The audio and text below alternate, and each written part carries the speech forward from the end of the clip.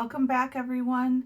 Today we're going to talk a little bit about how to gather credible sources so that you can end this lesson by saying to yourself, I was really able to gather a variety of sources so that I could learn more about my topic. Speaking of topics, yesterday you spent some time brainstorming and hopefully reaching out to members of your potential audience or people who at least represent who your audience might be to ask them which of your potential topics they might be most interested in learning about. At this point, before you move on, you really need to be in a place where you think you know what you want to write about. If you're feeling stuck, you might want to talk your options through with a friend or a teacher or someone in your house, a parent, anyone that you're kind of hanging out with right now who might be able to give you some really good perspective here.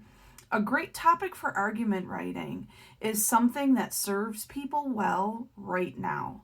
Something that you're not only interested in, but that they're interested in as well. So before you move forward in this lesson, make sure you know what you want your topic to be. Hopefully you've had some time to think on that by now and you're ready to move forward. Today's lesson should leave you feeling as if you're able to gather a variety of really credible sources as you're learning more about your topic. Remember that we don't necessarily want to rush to judgment just yet. We don't want to enter the argument writing process already knowing what our opinions are before we've done any research, because we want to let the evidence that we gather inform the decisions that we're making and the claims that we're making. When we use the word credibility, what we're referring to is how much trust we can put behind a particular source. A source might be an article that you read. It might be a book that you read. It might be a website that you investigate. Sources are also and always come back to people in some way. So if you know people who have firsthand experience with something or wisdom or expertise to share, those people can be good sources for your research as well. And you could interview them and talk with them in order to glean their expertise.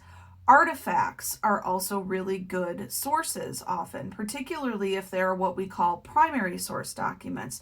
They're evidence or documents or artifacts that were gathered during the moment when something happened. Those things were right in the room at that time, or they're the direct result of something that happened during that time. So if we had an original copy of the Declaration of Independence or a photograph of it, that serves as a primary source document. Rather than talking to someone who designed it, they're a secondary source.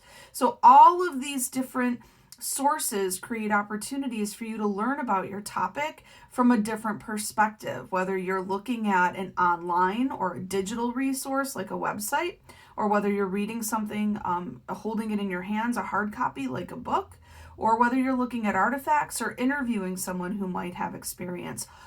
All of these different sources will always have bias inside of them. And that's because sources are produced by human beings, and human beings are influenced significantly by our experiences and by the perspectives that we take away from them. So in order to assess the credibility of a source, it's really important, and great researchers know that you're never going to be able to remove all of the bias inside of a source. Our experiences are going to influence the way that we think, our beliefs and our values. All of those things are going to inform the way we interpret events and even information. What can be very valuable is if you have concrete tools to use when you are evaluating the source that you are using. And so I've left two of them for you in the links section of this lesson. The first is a media bias chart, and it shows you with pretty specific and interesting detail a variety of different media sources that are available to you today. And it also shows you the degree to which those sources are influenced by bias. Some of the sources that we rely upon are particularly right-leaning, meaning that they come from more conservative mindsets, the people that created them and that write and publish and present within them. Some of the sources are more left-leaning or liberal. Regardless of whether a source is left-leaning or right-leaning, their ability to present on the facts as cleanly as possible without offering their interpretation or analysis, that influences the degree to which we can trust what they're saying. There are 4 different things that I think about and that a lot of people tend to rely on when they're judging the credibility of a source. And those things are authorship, sponsorship, craftsmanship, and sensitivity. And if you look into the web links that I've shared with you, the resources that are at the bottom of today's lesson, you're going to find a simple tool for assessing those qualities inside of every single source that you find. Authorship really refers to the author or the creator of the work himself or herself. Authorship challenges us to consider who the author is and also what their experiences have been and how their experiences might be influencing the way that they interpret and present on their topic. For instance, I'm thinking a lot about an article that I stumbled upon years ago. It went viral very rapidly, mostly because it was anchored by an image of middle or high school students, I can't quite remember, who were visiting a very popular museum. This museum is a national treasure in the United States, and all of the children were there on a tour, and they were seated on benches inside of the museum, surrounded by incredibly famous, priceless works of art, and they were all on their phones and paying more attention to their phones than they were to the works of art, which of course rushed a lot of people to judgment about the influence of technology on the teenage mind and the fact that they weren't appreciating these works of art and they were all in their phones instead, and all of the things that you would expect people might assume when they confront a picture like that without any background or context around what was going on.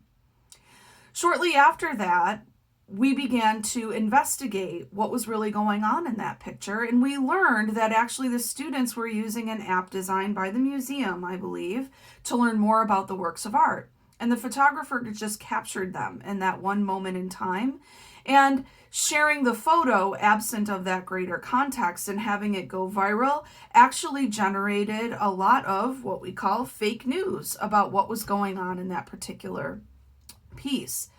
It also triggered a lot of pushback inside of different media outlets, and a lot of people had a lot of things to say, not only about the photograph, but also about how people were misinterpreting it.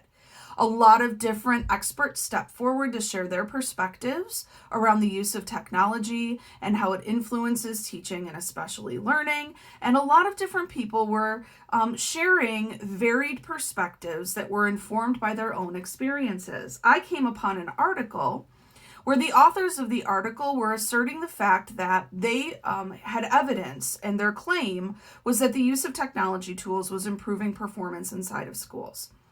And there was a lot of solid data there, but when I considered authorship, I took a peek at who the authors of the article were, and also the outlet, the blog that was sponsoring this particular article. And what I know is that the author and the sponsor both came from very tech-rich and pro-technology industries. They also were working on behalf of a massive organization and business in our country that makes billions off of technology. So while I was absolutely willing to consider the research that they were sharing, I was also really sensitive to the bias that is likely to be a part of how they might interpret and influencing how they might interpret this entire event. Craftsmanship is another element, that we think of when we're thinking about craftsmanship. We're considering how bias is playing a significant role inside of the way that a message is communicated to us. And so when you look at the tools, and I'm just kind of looking over here real quick to reference it, the chart looks a little bit like this. And you're going to find it inside of your slides at the bottom of the, and inside of the links at the bottom of today's page. When we're talking about craftsmanship, we're asking ourselves, how the people that have written the information or how the people we have interviewed, if they verified their sources or not. So people might tell you, these are facts and this is true, this is the truth. But if we're not asking ourselves and asking them, how did you verify your information? Then it's very difficult to ascertain whether we're really dealing with evidence or whether we're dealing with a lot of assumption.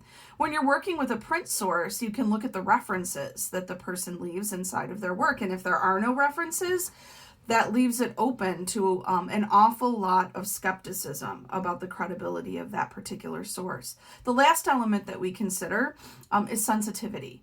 Sensitivity is the tone of the piece. Or the tone of the conversation, if you're interviewing someone face to face. Is someone writing in a way that reveals bias? Is someone writing in a way that suggests that they lack respect for people who might disagree with them? Is someone writing in a way that even reveals a level of racism or homophobia? Or are they revealing other sorts of judgments that show you they really can't be trusted because their bias is so great? Those 4 different elements, thinking them through very carefully, bringing them to every single one of your sources and capturing your assessment of credibility in that way, can help you come out with a handful of resources, whether they're print, whether they're artifacts, whether they're human beings that you've interviewed. You're able to come away from the experience with a handful of resources that you have increased confidence around. It's very difficult to find resources that are absolutely without bias unless someone is simply presenting on facts that have been gathered from very high quality research. And those are certainly available. And it is very useful to include them in any argument that you're making, and we'll talk more about that in future lessons. But for today, what I'm hoping is that you will be able to locate a variety of resources, whether they are human beings that you want to talk to, things that you want to read or listen to or watch, or artifacts that you want to explore, like photographs or primary source documents. Find a handful of them. And then use that simple tool to begin assessing the quality of every single source so that you can reject the sources that probably aren't the ones that you want to be relying upon. Many of you are probably entering this work with a lot of experience searching for information online. But if that's what you struggle with still, what I recommend is this. Begin with a simple keyword search that includes maybe 6 nouns relative to your particular topic. Usually that will return you a lot of useful things to consider and some really decent sources. If you have a difficult time getting good results off of just that simple keyword search, you might want to try a Boolean search where you put things in quotation marks. For instance, I might want to search for children and museum and cell phones. By putting each of those 3 words in quotation marks, it helps the internet, it helps the search engine know specifically what kinds of things you're looking for, and it makes the search a little bit easier. I've left an anchor chart, a photograph of a chart inside of the links for this lesson that can help you conduct a better search if this is something that you're struggling with as well. And as always, if you're having problems or you have questions, please reach out to your own teacher, and he or she will help you. If not, they'll contact me and I will try to be of use as well. I hope that you enjoy this part of the process. You'll be done with this lesson if you're able to emerge from it with a variety of sources that help you learn more about your topic that are also very credible. Have a good day, everybody.